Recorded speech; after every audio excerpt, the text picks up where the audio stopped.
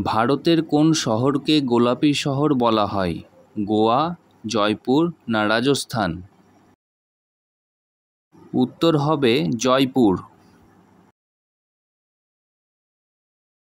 কে ভারতের missile man নামে পরিচিত?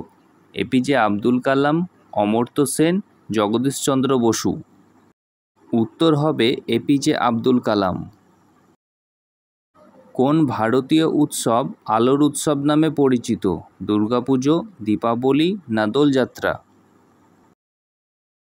উত্তর হবে দীপাবলি।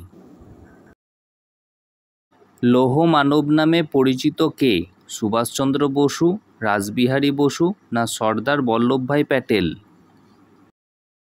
উত্তর হবে সর্দার বল্লভভাই প্যাটেল।